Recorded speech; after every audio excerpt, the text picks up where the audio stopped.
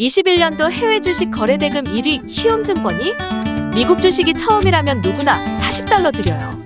차세대 국내 해외 통합 MTS 영웅문에스샵 출시 기념.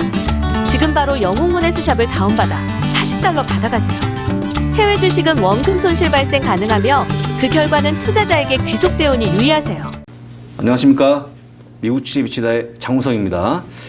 자, 여러분들 시장 어렵죠? 아마 힘드실 걸로 좀 생각됩니다. 근데 오늘은 미국 주식 얘기가 아니고요. 보시는 것처럼 제가 외부에 나와 있는데 정말 좋은 공간에서 지금 영상을 찍고 있는데요. 특집으로 마련한 시간입니다. 미국은 그렇다 치고 과연 중국도 좋아지고 있나? 약간 궁금해갖고 제가 이분을 모셨는데요. 다른 분이 아니고 아마 알 수 있는 분인 것 같습니다. 같이 소개하고 진행해 보겠습니다. 초산증권의 박상주 이사를 소개하겠습니다. 안녕하십니까? 네, 안녕하세요. 네. 어떻게 중국 증시 네네. 어차피 3%에서 말씀하시면 거의 뭐 욕이 도배 안 됩니까? 아, 그 중국 욕바지. 그렇죠. 중국에 대해서는 저는 좀 이제 냉정하게 투자자니까 이제는 중국에 대해서도 봐야 되지 않나. 그리고 우리 포트폴리오에 지금은 좀 넣어야 될 때다. 이렇게 해서 말씀드리고 있는데 아무래도 중국이 이제 급등락을 많이 했던 증시다 보니까 물리신 분들이 많은 것 같아요. 혹시 네. 그 얘기가 욕을 많이 하는 게 일본 주식을 얘기할 것 같은데 중국 주식을 얘기해서 본인 이미지가 안 맞아서 욕을 하는 게 아, 그래서 그런가요? 아, 네, 그런 거 아닙니까? 일본 주식 얘기하면 더 욕먹을 수도 있을 것 같은데. 하여간 이제 뭐 그 농담이고요. 농담이고. 근데 최근에 중국 증시가 언제였죠? 과거만 해도 무슨 뭐 교육업, 사교육업체에 대한 그렇죠, 규제, 그렇죠. 인터넷 기업에 대한 규제, 플랫폼 기업에 대한 규제가 엄청 심했다가 네. 조금 그게 풀어지는 듯한 느낌들. 그다음에 리커창 총리가 또 한번 풀어주겠다 방안이 맞습니다. 조금 올라가는 그런 모습이 나와주고 있는데 아까 말씀하셨처럼 지금 중국 주식을 포트에 담아야 될 타이밍이다? 네, 라고 맞아요. 생각에 지금 동의하시는 건가요? 그렇죠. 왜냐하면 이제 그 아까 말씀하신 플랫폼 규제, 작년에 규제가 너무 많았어요. 엄청 많았죠. 네, 근데 사실은 그게 올해 들어서 4월 29일 날 중앙정치국 회의를 했거든요. 네. 거기에서 사실 플랫폼 규제라든지 부동산 규제에 대해서 언급을 했습니다. 우리가 이제 주식 시장이 항상 그 모호함, 불확실성을 싫어하는 것도 맞지만 네. 불확실성과 모호함에서 기회가 오는 게 맞거든요. 그렇기 때문에 규제가 됐든 리스크가 됐든 기회가 됐든 모호함이 끝나는 순간은 그때부터는 이제 주식이라든지 뭐 어떤 한 방향으로 흐르는 거잖아요. 근데 플랫폼 규제나 부동산 규제는 그 모호함의 시기는 지났다. 왜냐하면 플랫폼 규제가 작년에 마구 쏟아지니까 얼마나 더 많은 규제가 쏟아질 거지? 이거에 대한 두려움이 있었는데 이번에 4월 29일 날 중앙정치국 회의에서 플랫폼 규제를 마무리하고 상시 규제를 하겠다. 그렇다고 해서 이게 규제 완화는 아니에요. 그러니까 이제 뭐 앞에 뭐 했던 그 큰 규제들, 반독점법이라든지 이런 것들을 풀어주겠다는 게 아니라 추가적으로 더 큰 규제가 나오지 않겠다라는 것이죠. 그렇기 때문에 사실은 이제 그 모호함이 끝나서 플랫폼이라든지 그리고 부동산은 뭐 나중에 말씀드리겠지만 완화 시그널이 지금 계속 나오고 있어요. 그래서 이 두 개에 대한 이제 작년에 누르고 있었던 이 문제는 지금 끝나가고 있다. 그리고 최근에 또 사교육도 이제 뭐 사교육 회사들이 다른 쪽으로 좀 풀고 있습니다. 그래서 그 당시에 신동방 뭐 미국에서 이제 난리 났었잖아요. 뭐 거의 하루에 뭐 90% 빠지고 막. 거의 상패 같잖아요. 그렇죠. 거의 뭐 그 당시에 사교육 규제 플러스 ADR 이슈와 그러니까 둘이 겹치면서 증시가 난리가 났었는데 그것도 신동방 같은 경우에 지금 어떻게 풀고 있냐면 이제 그 저기 뭐야 틱톡 같은 데에서 그 판매 같은 거 하잖아요. 거기에다가 뭐 예를 들어서 무슨 물건을 판거나 음식을 파는데 그거를 영어 선생님이 영어로 진행을 해요. 이런 식으로 풀어나가면서 거기에 접속자들이 엄청 올리거든요. 그런 식으로 영어 교육을 하는 쪽으로 좀 풀어나가기도 하고 다른 방향으로 좀 전환을 하고 있어요. 그래서 그 이슈도 어느 정도 좀 마무리가 됐다. 네. 그러면 한번 정리 한번 해보죠. 그러면 그 증시가 최근에 조정받았던 여러 가지 이유 중에 하나가 저는 알고 있는 게 하나는 네네. 코로나. 그렇죠. 그런데 그 밖에 또 뭐가 있는지 정리 한번 코로나가 있었고 또 위안화절하가 있었어요. 아, 위안화절하가? 그러니까 작년으로 보면은 작년에 굉장히 특이한 모습이 하나 있었는데 달러 강세는 사실 작년부터 이어졌었죠. 달러 강세가 작년부터 가면은 보통은 달러 강세 대비 다른 국가, 신흥국 같은 경우에는 환율 떨어지죠. 네, 저하가 되죠. 근데 위안화가 작년에는 동반 강세였었거든요. 그러면서 이제 이제 중국 증시로 되면 유입이라든지 이런 것들이 좀 있기도 했었는데 올해 들어서 위안화가 약세로 돌아선 거예요. 그래서 이제 시장에서 우려를 하는 거죠. 위안화 약세면 좀 좋지가 않은데 약세면 당연히 이제 자금 유입에는 좋지가 않은데 뭐 위안화 약세는 뭐 세 가지 정도 요인 말씀드릴 수 있을 것 같아요. 하나는 뭐 계절적으로 전통적으로 좀 안 좋은 시기이기도 하고 거기에 가장 크게 당연히 작용을 한 것은 금리 차. 미국하고 중국의 금리 차가 지금 많이 벌어져 있잖아요. 그렇죠. 미국 같은 경우에 금리 인상기에 있고 중국은 금리 인하기에 있다 보니까 완전히 벌어지면서 자금 유출이 좀 됐다. 이렇게 볼 수가 있고 세 번째는 또 엔화가 되게 약세예요.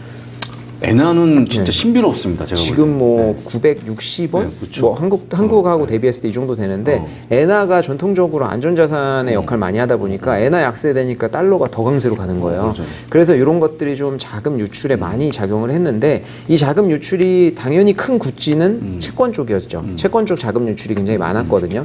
근데 채권 쪽 자금 유출된 것들을 좀 보면은 이게 당연한 거예요. 왜냐하면 채권 같은 경우에는 채권 투자자들이 전형적인 금리 차이를 노리는 투자자들이잖아요. 그렇다 보니까 당연히 금리가 많은 쪽으로 자금이 나갈 수밖에 없습니다.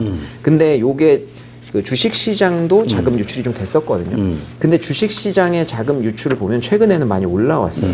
그래서 요게 반증하는 게 뭐냐면 주식 투자자랑 채권 투자자의 기대치는 완전 달라요. 주식 그렇죠. 투자자는 전형적으로 시세 차익을 노립니다. 그래서 요새 들어오고 있다라는 것은 중국 증시에 대해서 어느 정도 바닥을 다지지 않았나라고 예측을 하고 있다라고 볼 수가 있어요. 스마트 머니들이. 그렇기 때문에 최근에 그 자금 유입이 됐었던 거, 위안화 절하로 인한 자금 유입은 선반영이 됐고 지금 어느 정도 마무리가 되고 있습니다. 그래서 추가 절하가 깊이 되지 않는 한 앞으로 문제가 되지는 좀 않을 것 같아요. 그리고 코로나 끝났습니까 완전히? 코로나는 이제 한국도 끝나지 않아서 완전히 끝났다라고 말씀드리기는 좀 힘든데 뭐 이제 그 코로나의 상하이에 이제 확진자 추이 같은 거 보시면 아시겠지만 완전히 급격하게 올랐다 지금 떨어져 있어요. 그래서 지금은 일일 확진자 수 많아야 한 38명, 뭐 50명 요 정도 나오고 있거든요. 근데 사람들이 그런 얘기 많이 하실 거예요. 이제 상하이가 문제가 되고 락다운이에요. 코로나 확진자가 문제가 아니었고 확진자가 많이 올라가니까 락다운을 너무 강하게 한 거예요. 특히 상하이. 상하이에 우리가 다 아는 자동차 공장, 거기 무역항이 얼마나 많아요. 그러니까 공급망 이슈가 지금 계속 터지고 있었던 거잖아요. 그리고 상하이 락다운이 어느 정도면 마무리될 줄 알았더니 2달이 이어졌더라. 그러니까 너무 길었던 거예요. 근데 6월 1일부터는 확진자 수 꺾이면서 완화되고 있습니다. 그렇죠. 근데 그 이후에도 사람들은 부분 봉쇄 얘기 나오면 이거 뭐야 다시 락다운 하는 거 아니야? 이런 식으로 이제 걱정을 많이 하시는데 부분 봉쇄랑 락다운이랑 완전 달라요. 한국에서 우리가 락다운이라고 표현을 하고 부분 봉쇄 비슷하게 진행을 했잖아요. 뭐 다른 나라들도 마찬가지고. 근데 중국의 락다운은 굉장히 엄격했습니다. 그래서 저희 회사 예전에 직원도 상하이에 막 있고 그랬는데 얘기 들어보면 집 밖을 아예 못 나가요. 배달도 안 되고 그래서 막 음식을 정부에서 조달해주고 막 그럴 정도였었거든요. 그 정도로 철저하게 락다운을 진행하는 게 락다운. 그래서 공급망 이슈, 경제 지표 다 꺾이고 이렇게 됐던 건데 지금 부분 봉쇄 같은 경우에는 최근에 얼마 전에 북경에 클럽발 환자 막 발생하고 그렇죠. 그래서 나왔었잖아요. 근데 그 이후에 추가 확진자가 없거든요. 이런 식으로 만약에 발생이 한다. 그러면 접촉자들을 다 분류를 해서 그 단지 자체를 그냥 봉쇄하는 거예요. 부분적으로. 그러니까 이게 좀 어떻게 표현하자면 락다운은 후속 조치. 근데 부분 봉쇄는 선 조치 이렇게 좀 보시면 좋을 것 같아요. 그래서 부분 봉쇄를 하고 있다라는 것은 선 조치를 좀 취하고 있는 거고 경제적인 어떤 환경으로 봤을 때 지금 락다운을 다시 하긴 쉽지가 않다. 그래서 아까 말씀하셨던 코로나 락다운 문제, 위안화 절하, 요 증시를 누르고 있었던 올해 이 두 가지 요소는 좀 해결이 됐다. 이렇게 좀 보고 있습니다. 해결됐다. 네. 그럼 이제 사실 코로나 문제는 완전히 락다운을 배제할 수는 없지만 네. 완화가 되고 있다. 네네, 맞습니다. 생각하시기에는 안 할 것 같다. 다시 락다운은 힘들 것 같다. 그렇죠. 왜냐하면 이제 그 10월 달에 굉장히 중요한 정치 행사가 있어요. 예, 그 당시에 이제 그 10월 달에 정치 행사를 하는데 거기에서 우리가 다 아는 시진핑 주석의 그 연임이 뭐 명목상으로는 사실 뭐 이제 완료가 됐다. 3년임이잖아요, 이번에. 근데 요게 과거에 이제 등소평 주석이 이제 그 개혁 개방을 하면서 본인이 끝낼 때 마지막으로 했던 말이 2연임 이상은 절대 안 된다. 이제 부패라든지 이런 거에 대한 문제를 제기하면서 제기했던 거기 때문에 굉장히 엄격하게 지켜졌던 건데 이번에 3년임을 처음으로 깨는 거잖아요. 그렇기 때문에 중국 내부적으로도 이야기가 많을 수가 있어요. 그래서 사실 요번에 10월 달에 열리는 이제 회의에서 그 연임이 공식적으로 확정되는 거거든요. 그렇기 때문에 이번 10월을 굉장히 우수한 경제적 성적으로 개최를 하는 게 중요해요. 그렇기 때문에 10월 전에 굉장히 뭐 오미크론이 또 뭐 엄청나게 퍼진다든지 이런 게 아닌 한 락다운을 하기는 좀 쉽지는 않겠다. 실제적으로 뭐 상하이라든지 지린 같은 곳은 공업 생산의 그래프를 보시면 이게 락다운 때문에 완전히 꺾였었거든요. 그래서 실제적으로 중국 경제가 4월 달에는 안 좋았었어요. 근데 그렇죠. 5월부터는 이게 좀 반등세로 돌아서고 있기는 한데 그렇기 때문에 락다운을 뭐 엄격하게 또 진행하기는 쉽지가 않을 것 같다. 그래서 선조치로 부분 봉쇄를 하는 거다. 이렇게 보시면 좋을 것 같아요. 그렇습니다. 그래서 참고적으로 중국은 코로나 제로 정책을 피고 있으니까 네, 그죠? 포기하기 쉽지 않을 것 그래서 같습니다. 아주 강력하게 지금 시행하고 있기 때문에 다시 봉쇄한다는 건 정말 못 견딜 것 같아요. 많은 네. 분들이 뭐 엄청 힘들어하고 그다음에 뭐 밖에도 못 나오니까 네. 그 음식을 뭐 먹는데 상한 음식을 먹는 분도 계셨고 어렸다면. 그렇죠. 그때 뭐 웃지 못할 해프닝으로 명품 주식들, 그러니까 뭐 양배추, 뭐 청경채 이런 것들이 너무 귀하다 보니까 그런 거를 뭐 청경채는 에르메스 막 해서 돌던 그런 짤이 있었어요. 짤이. 근데 실제로 구찌에서 자기 VIP 고객들 상대로 그런 야채를 배송해 줬어요. 웃지 못할 해프닝이죠. 고객 관리를 그 당시에도 하려고 했던 것도 있고, 그리고 말씀하신 대로 이제 락다운이나 이런 거 지내면 뭐 경제에 굉장히 영향이 있잖아요. 요번에 나이키 실적 최근에 나왔잖아요. 근데 그렇죠. 중국 쪽의 매출이 중화권 20%가 깎였어요.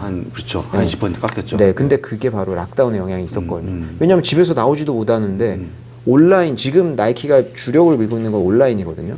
아무리 온라인으로 살 수는 있지만 집에서 나오지도 못하는데 그거 사서 뭐 하냐고요. 그러니까 소비라는 것이 당장 내일 나가려고 사는 않지만 어느 정도 기대치가 어디에 갈 것도 있고 이래야 사는 거거든요. 그러니까 락다운이 너무 길어지니까 완전 얼어붙어 버렸었어. 그러니까 이게 중국 기업들뿐만 아니라 글로벌 기업들도 영향을 많이 받았죠.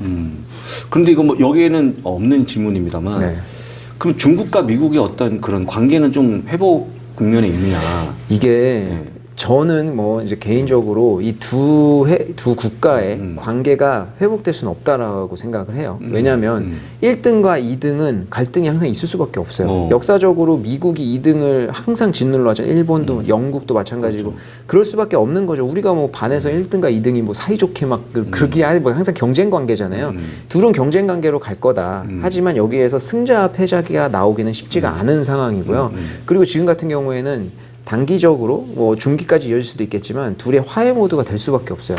왜냐하면 미국이 지금 CPI가 8% 넘게 나오면서 지금 계속 저 오늘 밤에 또 근원 CPI 나온다고 다들 PC 나온다고 기다리고 있는데 지금 물가가 너무 많이 오르는데 락다운까지 시행해 버리니까 인플레이션은 계속 올라가는 거예요. 러시아, 우크라이나 지금 전쟁하고 있지. 여러 가지 요인으로 미국이 중국을 더 압박하기가 쉽지가 않아 버린 상황이 돼 버린 거죠. 그래서 뭐 태양광 섹터가 됐든 지금 화해 무드가 많이 나오고 있거든요. 그러니까 그렇죠. 일시적으로는 손을 잡을 수밖에 없지 않겠나 이렇게 보고 있습니다. 뭐 지난 보니까 관세를 유예해 준다는 이런 식으로 좀 네. 풀어가고 있으니까 그렇게 보시면 될 것 같고요. 그럼 일단은 바닥을 다지고 있는 거에 동의하셨고. 그렇죠. 네. 실제로 상해 지수 같은 경우에는 5월부터 반등을 해서 많이 올라왔고 미국하고 5월부터 해서 5월부터 지금까지 미국하고 비교를 해보면 둘이 완전히 상반되죠. 상해 같은 경우에는 뭐 8%에서 10% 올랐다고 하면은 미국은 뭐 아시겠지만 뭐 S&P, 그렇죠. 나스닥 엄청 많이 빠져가지고 좀 상반되는 모습 보인다. 그리고 중국 증시가 아시다시피 아직까지도 외국인 투자자의 비중이 5%대에 머물고 있거든요. 그러니까 높지가 않다 보니까 외국인 투자자의 어떤 영향보다는 이제 중국 국내 정치나 경제상, 정책상의 독립적으로 영향받는 게 더 커요. 그것도 우호적인 환경이 조성됐을 때 그게 가능한데 지금 같은 경우에는 여러 가지 환경상 그런 조건이 좀 갖춰졌다. 그래서 앞으로도 좀 중국이 독립적으로 이제 움직일 수 있는 그런 환경이 좀 갖춰졌다고 봐야 될 것 같습니다. 그러면 일단 가장 중요한 게 하반기 전망인데 네네. 하반기 전망은 또 어떻게 물론 좋게 본다고 말씀하시겠지만 그쵸. 객관적으로 얘기하면 좋을 것 같아요. 그러니까 하반기에 대해서 이제 좋게 생각하는 이유에 대해서 이제 두 가지 정도 말씀드리고 싶은데 유동성적인 측면이 있을 거고 펀더멘탈적인 측면이 있을 것 같아요. 유동성적인 측면 항상 증시에 중요하잖아요. 네, 그렇죠. 근데 이제 중국 같은 경우에는 여러 가지 지표가 있겠지만 그 중에서 가장 중요하게 생각하는 지표가 사회융작 총액. 요게 이제 2011년도에 인민은행에서 이제 도입을 한 제도인데 요 사회융자 총액에 각종 부채가 다 들어가요. 그래서 가계 부채, 기업 부채가 다 들어가기 때문에 유동성이 얼마나 퍼졌느냐를 보기에 제일 좋은 지표거든요. 근데 이 사회융자 총액 같은 경우에는 4월에는 꺾였습니다. 락다운 때문에. 근데 요게 5월 들어서 2.97조 위안 정도가 증가를 했거든요. 요게 10% 정도 증가를 한 거예요. 그리고 전년 동기 대비 2021년도 5월 달하고 비교를 해도 한 9천억 위안 정도가 올랐으니까 굉장히 증가를 하고 있다는 걸 볼 수 있고 저희가 이 유동성이 앞으로도 계속 풀릴 것이다 보고 있는데 이것뿐만이 아니라 M2 지금 유동성 얼마나 풀려 있냐 사후적으로 보는 것도 올해 들어서 꾸준히 증가를 하고 있어요. 그래서 유동성이 지금 계속 풀리고 있다는 게 증시에 굉장히 호재고 그리고 아까 제가 말씀드렸던 부동산 완화 같은 경우에는 이제 중앙정치국 회의에서 얘기한 것뿐만이 아니라 시그널이 계속 나오고 있는데 한국 뉴스에도 많이 나왔습니다. LPR 금리라고 해서 이게 이제 우대 금리인데 요게 중국의 주택 시장하고 직결돼 있어요. 그 이유가 중국이 주택담보대출의 기준금리를 정한 게 LPR 금리 5년물이에요. 그렇다 보니까 이 LPR 금리 5년물의 변동에 따라서 주택담보대출의 기준이 어떻게 되냐에 따라 달려 있는 거죠. 당연히 낮아지면 더 좋은 건데 이번에 5월 달에 이례적으로 LPR 금리 5년물을 낮췄어요. 그러니까 작년까지는 규제가 너무 심하다 보니까 LPR 금리 5년물은 아예 건드리질 않았었거든요. 근데 요번에 이례적으로 낮추고 1년물은 동결을 했다. 거기에 더해서 기준금리가 아까 주택담보대출의 기준금리가 LPR 금리 5년물이라고 말씀드렸었는데 요거를 LPR 금리 5년물 마이너스 20bp로 낮췄어요. 그러니까 기준 자체도 낮춰버리고 금리 자체도 낮춰버렸다. 그러니까 부동산 완화 시그널을 완전히 주고 있는 거죠. 근데 실제적으로 지금 부동산의 어떤 지표가 올라오고 있지는 않거든요. 그래서 저희는 요게 올라오면서 더 추가적으로 좀 반등이 되지 않을까 이렇게 예상을 하고 있고 중국 정부에서 지금 부동산의 어떤 뭐 예전처럼 과도한 부양이라기보다는 지금보다는 좀 살리려고 하는 노력을 많이 하고 있다. 그래서 유동성적인 측면에서 실제적으로 중국의 이제 부동산 정책도 노력을 하고 있고 유동성 풀리고 있다. 그리고 펀더멘탈적인 측면에서 좀 말씀드리자면 중국은 역시 인프라 투자, 고정주산 투자 굉장히 중요하잖아요. 인프라 투자 많이 꺾였었어요. 근데 요것도 저희가 하반기에 올라올 거라고 예상을 하고 있는 게 중국 증시를 볼 때 항상 GDP 성장 목표치에 대해서 중요하게 생각을 하셔요. 네. 올해는 5.5%죠. 근데 이게 1분기에 4.7% 성장한 걸로 나오거든요. 근데 2분기는 아시다시피 락다운이 2달이나 작용을 그렇죠. 했어요. 그렇기 때문에 아직 결과는 안 나왔지만 저희는 보수적으로 락다운을 감안해서 2% 정도로 생각하고 있습니다. 굉장히 떨어지는 거예요. 그렇죠. 그러면 이게 5.5%를 달성을 하려면 하반기에 그냥 산술적으로만 생각을 해봐도 인프라나 고정자산 투자, 부양책 엄청 나와야 되는 것을 저희가 알 수가 있거든요. 그렇죠. 요 예측뿐만이 아니라 실제적으로 지금 중앙정부에서 하고 있다라는 증거를 저희가 좀 보는 게 중국이 크다 보니까 중앙정부, 지방정부 나눠져 있잖아요, 거기도. 네. 근데 요 특수목적 채권이라는 게 있어요. 요거는 지방정부에서 발행을 해서 인프라 투자를 하기 위해서 발행하는 거거든요. 그래서 특수목적 채권을 발행하면 조달된 자금으로 그 지방정부에 이제 인프라나 고정자산에 투자를 하는 거예요. 근데 요게 매년 한도가 있어요. 그래서 지금 중국은 올해 3.75조 위안입니다. 근데 요거를 6월 내에 발행을 다 끝내라라고 중앙정부에서 하달이 됐어요. 이 하달된 게 뿐만이 아니라 지금 실행에 옮기고 있는데 1월부터 4월까지 2조 위안 정도가 이미 발행이 됐습니다. 그리고 5월하고 6월에 막 1조 위안씩은 발행을 할 거 저희가 예상하고 있거든요. 그럼 이게 발행하고 끝이 아니라 6월 내에 다 끝냈으니까 하반기에는 이 자금으로 인프라나 고정자산 투자하라는 얘기거든요. 그래서 실제적으로 고정자산 투자 그래프도 보면 요새 최근 들어가지고 이제 착공 그래프 같은 경우에는 꺾여서 올라갔어요. 그러니까 착공하고 시공하고 좀 다른데 착공은 이제 막 첫사 푸는 거잖아요. 그래서 이제 최근 첫사 푸는 프로젝트들이 좀 올라가고 있다. 이런 거를 저희가 여러 가지 정황으로 봤을 때 확인을 할 수가 있어서 이제 뭐 펀더멘탈적인 측면에서도 이제 중국 증시가 반등할 수 있는 그런 이제 조건들이 갖춰지고 있다. 이렇게 볼 수가 있습니다. 그래서 유동성이나 펀더멘탈 제가 말씀드린 내용을 종합했을 때 중국 증시가 반등을 할 수 있다. 다만 이제 저희가 리스크 요인도 좀 점검을 해봐야 되는데 리스크가 뭡니까? 네, 아까 앞에서 이야기했던 위안화 절하 그거 같은 경우에는 위안화가 추가적으로 더 절하를 하면은 당연히 자본 유출에 대한 우려가 있거든요. 근데 요게 역사적으로 이제 그 위안 같은 경우에는 절하가 지금이 6.7 정도 될 거예요. 근데 이게 7 이상으로 절하가 되면 역사적으로 중국 정부에서 항상 조치를 취했어요. 그렇기 때문에 요번에도 7 이상까지 절하가 된다고 하면 분명히 조치를 취할 것이다. 이렇게 예상을 하고 있고 앞에서 말씀드렸던 그런 원인으로 자금 유출은 이미 선반영이 좀 됐다. 그렇기 때문에 여기서 위안화 절하가 더 이상 크게 될 가능성은 좀 적지만 만약에 더 그런 상황이 온다고 하면 단기적으로 영향을 줄 수 있겠다라는 것이 있고 두 번째는 당연히 저희가 무시할 수 없는 미국의 지금 긴축 기조. 이게 CPI가 지금 뭐 피크를 찍고 내려오겠다라고 저희는 예상을 한 지가 벌써 2달 됐어요. 그렇죠. 2달 연속 지금 장에 충격을 주고 있거든요. 뭐 이제 7월 말에다 나와봐야 알겠지만 이게 지지난 2주 전인가 금요일 날 CPI 나왔잖아요. 그러고 월요일 날 전체 증시가 다 크게 영향을 받았습니다. 그래서 중국 같은 경우에도 단기적으로는 지금 미국의 예상치 못한 어떤 수치라든지 움직임에 영향을 받을 수는 있어요. 하지만 그때도 그 제가 이제 뭐 주요 테마로 말씀드리는 전기 자동차 같은 경우에는 그때도 혼자 독보적으로 올랐었거든요. 그래서 그런 것들을 감안을 했을 때 단기적으로 중국 증시에 이런 충격들이 영향을 줄 수는 있지만 어떤 그 흐름, 대세의 흐름을 꺾지는 못할 것이다. 이렇게 예상을 하고 있습니다. 그러면 이게 아마 저희 미국 주식을 많이 네네. 보시는 분이 보는 방송이니까 그 미국 주식 ADR 쪽 중국 네네. 알리바바 같은 기업들 그런 것들은 어떻게 좀 괜찮아질까요? 이게 플랫폼 이슈가 좀 해결이 되기는 했지만 ADR 같은 경우에는 아직까지도 상존하고 있는 문제가 ADR 폐지 관련된 그러니까요. 문제인데 네. 이게 미국하고 중국하고 미국에서 폐지가 되지 않으려면 요구하는 조건들이 상당히 좀 무리한 조건이에요. 기업 입장에서 내놓을 수는 있습니다. 그 기록들을. 근데 그게 국가 보안하고 관련되는 정보가 많다는 거잖아요. 그래서 기업에서는 풀 수가 없는 문제거든요. 그래서 국가와 국가 간으로 풀어야 되는데 중국에서도 계속 제스처를 보내고 있지만 사실은 객관적으로 봤을 때 쉽게 풀리지는 않을 거예요. 이게 시간은 좀 더 오래 걸리겠죠. 지금 당장 상장 폐지가 되진 않겠지만 그래서 지금 중국 정부에서 내놓고 있는 입장 중에 하나가 IPO 등록제를 내놓고 있어요.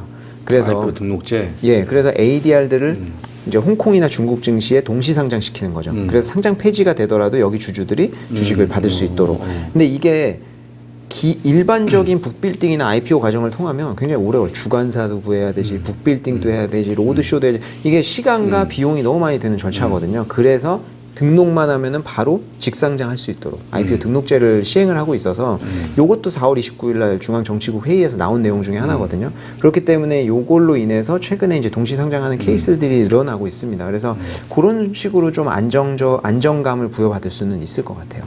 상장 폐지가 돼도 없어지는 게 아니다. 뭐 이런 것들.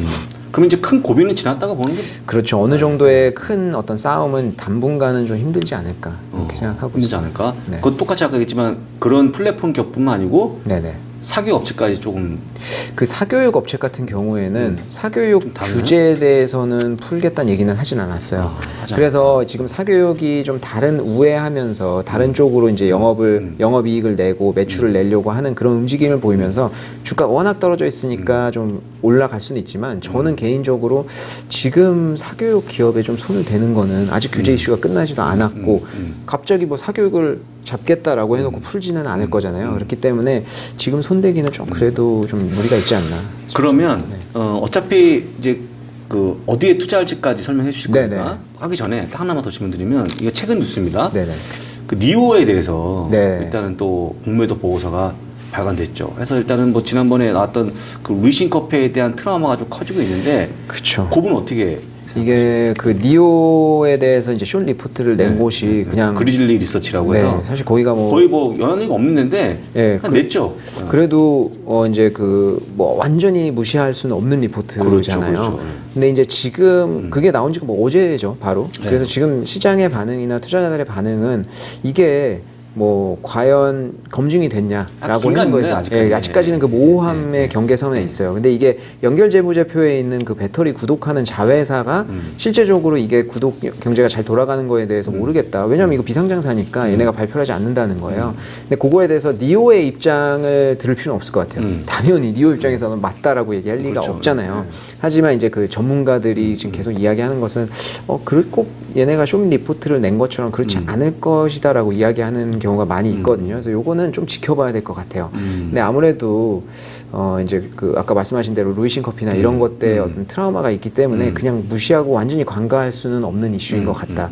그래서 제가 만약에 뭐 주식을 보유하고 있다고 하면 이거는 근데 완전히 케바케로 달라가지고 어떤 조치를 취할 수는 있지 않을 것 같은데 투자를 아직 하지 않은 사람 입장에서는 당연히 그 모호함이 있다고 해서 기회가 될 거라고 해서 투자하지는 않을 것 같아요. 근데 요거는 조금 돌아가는 추이나 나오는 전문가들의 의견이라든지 뭐 당연히 숏 리포트를 냈으니까 더 깊게 파겠죠. 요거에 대해서 좀 지켜보기는 해야 될 것 같아요. 자 그러면 가장 중요한 내용인데 그럼 어떻게 투자해야 되느냐, 뭘 투자해야 되느냐? 네. 예. 올해 이제 두 가지 정도 테마를 좀 말씀드리고 싶은데 하나는 이제 뉴인프라, 신에너지 쪽. 아 뉴인프라. 네, 그쪽에서도 특히 태양광. 태양광. 네. 그러니까 어찌 보면 둘 다 신에너지라고도 할 수 있네요. 자동차 쪽에서는 이제 소비 쪽이거든요. 그래서 뉴인프라 하나, 소비 하나인데 뉴인프라 쪽에서는 신에너지, 태양광, 그리고 소비 쪽에서는 자동차, 그다음 음식료, 그다음에 가구 가전 이쪽이거든요. 근데 요 이유가 다 있는데 먼저 태양광부터 좀 말씀을 드리면 태양광 같은 경우에는 오랜 섹터 한국에서도 좀 많이 투자를 하셨었는데 힘들었던 섹터예요. 왜냐하면 이제 치킨 게임이 워낙 심했어서 가격 폴리실리콘 떨어지고 막 주가 우리 뭐 예전에 알던 종목들 많잖아요. 근데 이제 마무리가 되면서 중국이 거의 과점하는 시장이 된 상황이죠. 근데 이게 여러 가지 이슈가 좀 겹쳤는데 탈탄소 이슈가 전 세계적으로 겹치면서 다들 이제 신에너지나 이쪽에 수요가 많이 증가를 했습니다. 근데 요게 태양광 쪽이 태양광이든 풍력이든 마찬가지인데 에너지 효율이 20%대예요. 그래서 원전을 지금 저희가 계속 이야기하는 이유가 원전의 효율이 90% 정도 나오거든요. 그나마 화석 에너지에 제일 준한다는 거예요. 근데 태양광 같은 경우에는 지금 중국이 맥시멈 나오는 기업이 한 24.5% 나옵니다. 그러니까 100%에서 24.5%니까 너무 적다는 거죠. 근데 태양광이 과거에는 또 비쌌어요, 설치비가. 근데 태양광이랑 풍력이랑 다 비교를 했을 때 태양광의 생산 단가가 그러니까 그 효율이 그러니까 효율은 올라가고 생산 단가가 제일 급격하게 떨어졌습니다. 그래서 지금은 풍력 에너지나 태양광 에너지나 설치 비용이 비슷해요. 그래서 태양광 에너지의 가성비가 굉장히 높아졌다. 그래서 신에너지 쪽에서 태양광 쪽의 수요가 굉장히 많이 늘어나 있는 상황인데 그 각국의 지금 탈탄소 2050년까지 뭐 내놓고 있잖아요. 그래서 그 큰 그림에서 수요가 증가를 한 상황에서 러시아랑 우크라이나랑 전쟁이 터지면서 러시아가 침공을 한 거죠. 그러면서 지금 유럽에서 특히 나는 러시아가 이제 앞으로 전쟁 끝나도 러시아 거 이제 안 쓰겠다 이런 움직임이 막 나오고 있잖아요. 물론 물리적으로 불가능하죠. 지금 나오는 수치들이. 하지만 그런 움직임이 나오면서 앞으로도 태양광에 대한 간접 수요가 더 증가를 할 것으로 보이고 있던 상황이었어요. 근데 중국 태양광 업체들은 어떤 이슈가 있었냐면 트럼프 정부에서 관세를 매겼죠. 그래서 중국에서 미국으로 직수출하는 건 관세가 부여가 돼가지고 굉장히 불리한 상황이었거든요. 그래서 중국 기업들이 동남아에다 공장 짓고 동남아에서 만들어가지고 미국 수출을 하고 있었어요. 최근 몇 년 동안. 그래서 3월 달에 바이든 정부에서 야 동남아 기업들 이거 조사 한번 해봐야 되겠다. 그 끝단에 중국이 있다면 이거 세금 매길 거다. 그리고 이제 그 소급까지 하겠다. 이렇게 얘기를 한 거예요. 그러다 보니까 문제가 뭐가 발생했냐면 그때는 전쟁 나고 얼마 안 있었잖아요. 미국의 기업들이 동남아에서도 수입을 안 해요. 그러니까 수입할 데가 없는 거예요. 그러니까 미국도 올 한 해 동안 설치해야 되는 태양광 용량이 있는데 3월부터 완전 멈춰버린 거죠. 그리고 물가 계속 오르잖아요. 그래서 5월 달에 내놓은 뉴스가 동남아 기업에 대한 동남아 태양광 기업에 대한 이제 관세 조사를 2년간 유예하겠다. 그리고 2년 뒤에 조사해서 밝혀지더라도 소급 적용하지 않겠다. 이렇게 얘기하니까 다시 수입이 이제 된 거죠. 그래서 중국 기업들을 단기적으로 누르고 있던 이 이슈가 해결된 거예요. 그래서 최근에 뭐 태양광 쪽 관심 있으신 분들은 아시겠지만 이제 주가가 많이 올랐습니다. 그래서 태양광 기업들 같은 경우에는 올 하반기에도 이런 분위기가 계속 이어지면서 수요가 많이 증가를 할 것으로 예상하고 있어요. 유럽으로도 수출 많이 하거든요. 그래서 중국의 정책적으로도 밀고 있고 이제 과점하고 있는 시장이기 때문에 수요가 증가하는 상황에서는 수혜를 많이 볼 것으로 예상하고 있고 그 소비 쪽에서는 식음료 쪽 특히 바이주 말씀드리는데 바이주는 전통적으로 이제 외국인들이 제일 좋아해요. 뭐 귀주모테 뭐 제일 크잖아요 중국에서. 그렇죠. 근데 이제 바이주는 전통적으로 좀 희소성이 있죠. 왜냐하면 이제 그 물이라든지 걔네가 쓰는 원료라든지 이런 희소성이 굉장히 있어서 좀 부각되는 주식이기도 하고 시가총액도 안정적이고 그리고 또 요새는 귀주모테주 같은 경우에는 아이스크림 같은 것도 좀 만들고 사업 다각화를 좀 해요. 술 만드는 회사에서 아이스크림 네, 좀 그런 식으로 특이하게 혹시 아이스크림에 알코올이 들어가진 않겠죠? 그러지는 않는 것 같아요. 근데 이제 좀 이렇게 사업 다각화를 좀 하려고 하는 움직임도 있고 무엇보다 가장 큰 이슈는 락다운이 해제됐다는 거죠. 누가 바이주 보통 다 비싸잖아요. 특히 귀주모테주 엄청 비싼데 그거를 누가 밤에 야 이번에 오늘 새로운 영화 개봉하니까 그거 보면서 먹어야지로 까는 사람 없잖아요. 대부분 그건 큰 행사에서 소비가 그렇죠. 되거든요. 그렇기 때문에 락다운으로 완전 영향받으니까 회사 행사, 뭐 지인간이든 무슨 행사 다 멈춰버린 거예요. 근데 요게 이제 락다운 해제되면서 많이 증가. 우리나라도 뭐 갑자기 많아져서 요새 식당도 예약 못 하듯이 그렇게 폭발적으로 증가할 것으로 예상하고 있기 때문에 수혜 볼 것으로 예상하고 있고 자동차 같은 경우에는 이제 그 지원책이 많이 나오는데 자동차? 어느 나라나 마찬가지지만 자동차에 대한 지원 좀 많이 해요. 그 전기차는 보조금이 좀 줄고 있는 양상인데. 전기차 보조금은 줄고 있지만 다른 쪽으로 최근에 이제 그 가격대도 많이 조정이 됐고 최근에 이제 그 지원책들이 많이 나오는데 이게 중국 정부도 사실은 이제 고용이 굉장히 중요하거든요. 뭐 어디 나라나 마찬가지지만 근데 지금 중국은 실업률이 한 5%대 정도 나옵니다. 미국이 한 3%대에서 뭐 완전 고용 얘기하는데 그렇죠. 그렇다 보니까 이제 고용도 좀 증가를 시켜야 되는데 사실 자동차 산업의 밸류 체인이 제일 길어요. 그러다 보니까 자동차가 잘 팔리면 뭐 끝단에 2차 협력 업체, 뭐 이제 소재 업체 뭐 이런 것들까지 다 영향을 받아서 고용이라든지 소비에 미치는 영향이 직접적으로 제일 크거든요. 그렇다 보니까 자동차에 대한 지원이 제일 많다, 부양이. 근데 요번에도 뭐 광둥성 같은 경우에는 자기가 기존에 타는 차 폐기하고 시너지 자동차 타면은 뭐 우리나라 돈으로 한 200만 원 정도 지원금을 주기도 하고 그리고 아시겠지만 중국 같은 경우에는 자동차 번호판 발급하기 되게 어려워요. 근데 이거를 왜냐하면 이제 환경 보호라든지 너무 많이 사니까 이런 것들을 좀 규제를 하거든요. 그래서 자동차 번호판을 발급받으려면 엄청나게 큰 돈 주거나 뭐 엄청 대기를 오래 하거나 맥이 있거나 뭐 이래야 되거든요. 근데 최근에 뭐 선전이라든지 뭐 광주라든지 큰 도시에서 번호판 발급을 확대하겠다고 얘기했어요. 당연히 수요에 직접적으로 영향 주는 거고 그리고 자동차 등록세 있잖아요. 네. 요거 인하하겠다고 지금 중앙정부에서 나왔는데 요 이슈 때문에 5월 달에 내연기관 자동차 주식들이 엄청 올랐었거든요. 그 당시에 루머는 내연기관 자동차에만 지급하겠다 이렇게 나왔는데 막상 딱 나오고 나니까 전기자동차 내연기관 상관없이 30만 위안 이하 자동차 사면 등록세 면제해주겠다. 이게 중앙정부에서 나왔어요. 그래서 지금 다 수혜를 보고 있는데 중앙정부를 제가 말씀드린 이유가 아까 지방정부 따로 있다고 했잖아요. 물론 독립적으로 운영되는 건 아니지만 지방정부별로 이런 혜택은 따로 있어요. 그러니까 중앙정부에서 나오는 혜택 플러스 얘네가 따로 내놓는 혜택이니까 지금 속속들이 나오고 있거든요. 그래서 이제 자동차 섹터에 대한 지원책이 앞으로 계속 나올 것이다. 그래서 전기자동차 특히 최근에 수요도 많이 증가하고 있기 때문에 요새 많이 이제 주가가 올랐는데 앞으로도 하반기에도 이쪽이 좀 좋을 것으로 예상하고 있고 전기자동차가 참고로 한 달에 중국 내에서 50만 대씩 팔려요. 제일 많이 팔려요, 전 세계적으로. 미국도 한 달에 많아야 10만 대거든요. 우리나라는 뭐 17,000대 막 이러거든요. 그러니까 사실은 그 규모 자체가 엄청나게 달라서 중국 내에서는 이제 전기자동차도 아마 그쪽이 수요 쪽에서는 전 세계적으로 계속 1위를 좀 갖고 갈 것 같습니다. 그래서 전기자동차도 이렇게 좀 수혜를 볼 것으로 예상하고 그러니까 있고 태양광, 전기차, 태양광, 네. 전기차, 네. 그다음 바이주 쪽 그리고 마지막으로 하나가 이제 가구 가전 쪽인데 요거는 왜냐하면 이제 큰 그림에서 봤을 때 가구 가전 쪽은 전통적으로 수출 기업들이 많아요. 그렇죠. 그렇다 보니까 지금 관세 유예라든지 뭐 관세를 인하하는 건 아니지만 관세를 이제 부여한 거에 대해서 뭐 연장하지 않겠다 이렇게 하는 거 뭐 인하의 효과가 있는 거죠. 이런 거에 제일 직접적으로 수혜를 볼 애들이기도 하고 그리고 이제 중국 가정이 1인 가정이 중국도 많아지고 있거든요. 그래서 추가적으로 수요가 계속 증가하고 있던 상황이기도 했었고 그리고 아까 부동산 완화 시그널에 대해서 막 계속 이야기를 하고 있잖아요. 그래서 부동산 완화가 돼서 이제 뭐 계속 주택 수요가 늘어난다고 하면 당연히 이쪽 수요는 동반적으로 올라가는 거고 그리고 이제 중국 정부에서 최근에 소비 쿠폰을 많이 뿌리고 있습니다. 소비 진작을 하기 위해서. 그래서 최근에 이제 6.18 행사를 했어요. 이제 중국이 6.18? 네, 매년 2번 큰 세일 행사가 있습니다. 뭐 미국 같은 경우에는 블랙 프라이데이, 블랙 프라이데이죠. 뭐 저기 블랙 프라이데이 11월 달에 쇼핑 쇼핑 그때가 이제 제일 큰데 중국 같은 경우에 1년에 2번 있거든요. 6월 18일, 11월 11일. 11월 11일 광군제는 다들 아실 거예요. 예, 알리바바가. 뭐 이제 그 솔로데이라고 해서 그때 크게 하는데 6.18은 뭐냐면 JD.com의 창립일이에요.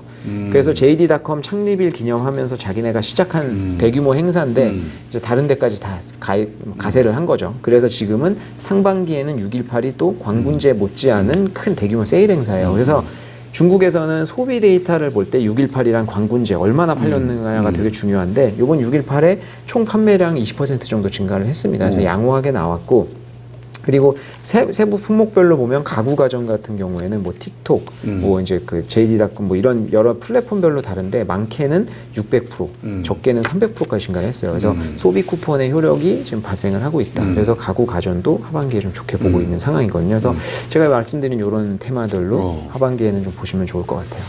어떻게 근데 개별 종목 접근이 나을까 아니면 ETF 중주식은 어떻게 하는 게 좋을까요? 이게 사실은 저는 이제 좀 나누고 싶은 게 개별 종목에 접근하시는 분들은 진짜 초고수. 초고수? 제가 고수라고 말씀드리는 거는 이게 본인 같은 사람들? 아닙니다. 아니. 그러니까 이게 그 고수가 그냥 중국 주식을 해봤다가 아니라 중국 주식은 아시겠지만 뭐 굉장히 변곡이 심하잖아요. 그렇죠. 그래서 이거를 버텨보신 분들, 그래서 수익이 엄청 떨어지는 것도 버텨봤지만 수익이 엄청 나는 것도 나는 봤다. 이러신 분들은 경험을 해봤기 때문에 경험해보신 분들? 이 변동성을 견디실 수 있을 거예요. 근데 특히 이제 테마적으로 움직이는 변동성이 굉장히 크기 때문에 이걸 못 견디시는 분들 많이 있습니다. 그래서 저는 그런 거를 감안하실 분들은 제가 아까 말씀드린 섹터별의 어떤 종목들 뭐 많을 거예요. 태양광도, 윤기실리콘 뭐 다들 많이 아시는 분들 많습니다. 그래서 그런 종목들 접근하시는 것도 좋고. 근데 그게 아니라고 하면은 ETF나 펀드인데 중국이 이제 고성장, GDP가 고성장하는 시기가 지났어요. 사실 요번에도 5.5% 계속 내려가고 있는 상황이죠.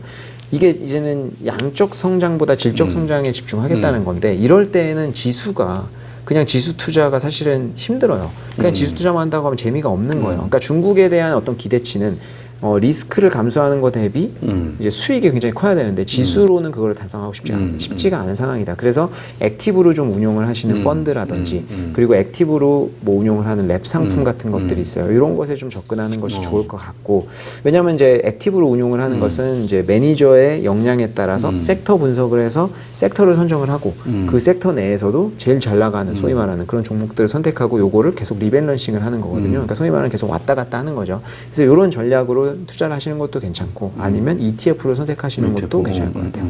근데 아까 말씀하신 거 치게 되면 약간 개별 종목 쪽에 더 무게를 두는 양상이네요. 그게 이제 수익률은 높겠죠. 근데 이 모두가 그냥 예를 들면 미국 주식 같은 경우에는 그냥 바이앤홀드 전략을 하셔도 되잖아요. 그걸도 추천드리죠. 그렇죠. 예. 중국도 바이앤홀드가 유효해요. 근데 이 기간을 굉장히 길게 가져가야 돼요.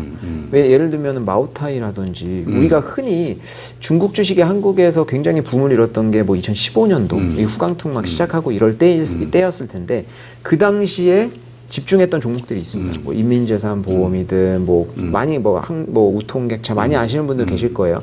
그 종목들로 2015년도에 종목 피크를 찍고 떨어졌을 때 손절하신 분들이 많겠죠, 당연히. 근데 그 종목을 지금 한번 보세요. 그 어떤 변동성을 다 회복하고 지금은 더 고점에 있거든요. 하지만 그게 굉장히 길다는 거죠. 이걸 견딜 수가 있어야 되는데 아니면은 이거 왔다 갔다 하는데 그걸 해야 된다든지. 근데 그게 쉽지가 않다는 거죠. 정보가 미국은 다 영어로 되어 있으니까 웬만한 게 다 되지만 중국은 다 거의 대부분 중국어로 되어 있거든요. 그래서 정보의 전달성이 좀 미국보다는 힘들죠. 그래서 개별 종목도 좋고 이제 그걸 하실 수 있는 분들은 그렇지 않다고 하면 펀드나 ETF로 접근하는 게 낫죠.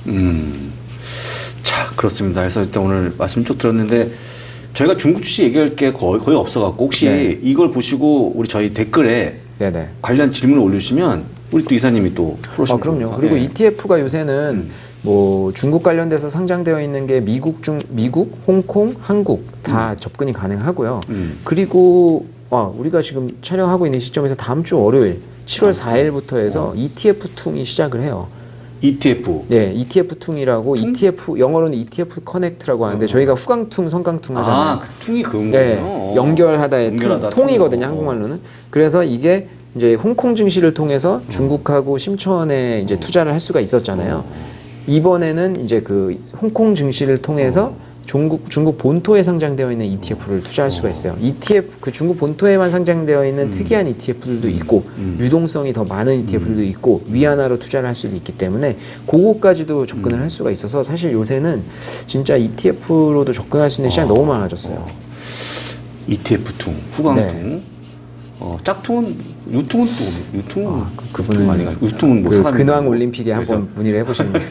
그러니까 그런 퉁인데 좋은 거 배웠고 하여간 오늘 얘기한 것 치게 되면 약간의 중국 주식에 대한 뭔가 조금 새로운 변화가 일어날 것 같은데 약간 긍정적인 변화가 아닌가 싶어서. 그렇죠. 이제는 좀 포트폴리오를 짜실 때 일부 지금까지는 이제 작년까지 중국 많이 안 좋고 했다 보니까 좀 많이 고려를 하지 않으셨다고 하면은 이제는 이제 수익을 위해서 좀 포트폴리오의 일정 부분은 좀 생각해야 되는 시기가 아닌가 생각합니다. 그래서 오늘 이제 어려운 분 모셔갖고 중국에 대한 얘기 들었는데 아까도 얘기했습니다. 질문을 올리시면 답을 드릴 거니까요. 나중에 한번 답을 좀 주시면 좋을 것 같고 제가 오늘 들어본 바에 의하면 중국 주식에 대해서 큰 뭐 매력이라기보다는 최악의 시점은 지난 게 네, 아닌가라고 좀 보여주고 있을 것 같고 해서 아마 여러분들 대부분 다 국내 그다음에 미국, 중국인데 네. 미국 비해서 중국이 한 비중이 얼마나 정도 되죠? 미국이 10이라고 그러면 예탁원 통계에 따르면은 뭐 한 3? 1 정도 지금 많이 줄었죠. 많이 줄었습니다. 네. 10대 1입니까? 그럼? 지금 미국 많이 비중이? 줄어서 한 1 정도 되는 거예요. 뭐 많이 쳐주면 많이 나갈 때는 한 정도?